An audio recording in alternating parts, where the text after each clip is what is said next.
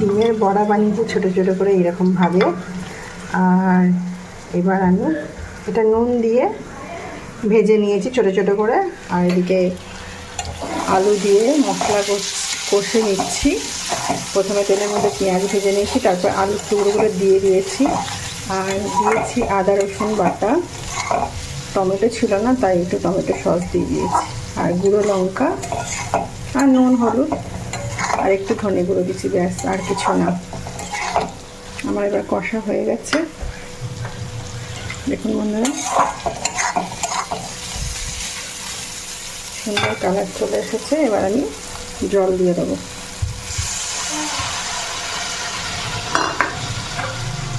অল্প জল দিয়ে দিলাম।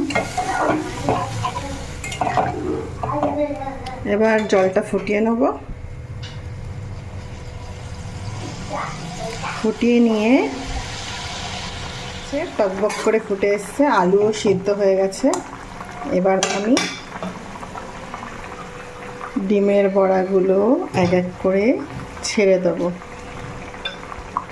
বন্ধুরা, তোমরা কি এইভাবে কখনো বানিয়ে খেয়েছো? কমেন্ট করে অবশ্যই জানাবে। কিন্তু এর মধ্যে আলু ভাতে দিয়েও বানানো যায়।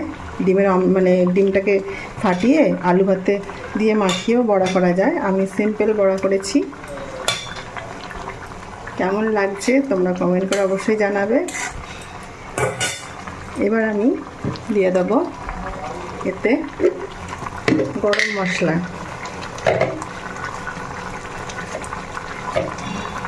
অনেক রকমভাবেই তো ডিম খেতে ইচ্ছা করে। ডিমটা খুবই প্রিয় জিনিস, যেভাবে বানিয়ে দেবে সেভাবেই খাওয়া যায়। তো এবার গরম মশলা উপর দিয়ে ছড়িয়ে দিলাম। আমার রান্না রেডি হয়ে এসেছে।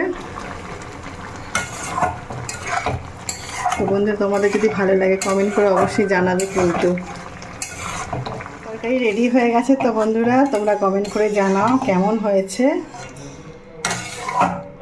বানানো হয়ে গেল, রেডি। এবার আমি রান্না রেডি হয়ে গেছে। এবার আমি ঢেলে নেব তরকারিটা। এবার আমি ঢেলে নিই। এই যে দেখুন বন্ধুরা, হয়ে গেছে রেডি ডিমের বড়ার তরকারি। তো তোমরা কে কী রান্না করলে কমেন্ট করে অবশ্যই জানাবে। টাটা বন্ধুরা। আমার এই রেসিপিটা যদি তোমাদের ভালো লেগে থাকে আমার চ্যানেলটা লাইক শেয়ার সাবস্ক্রাইব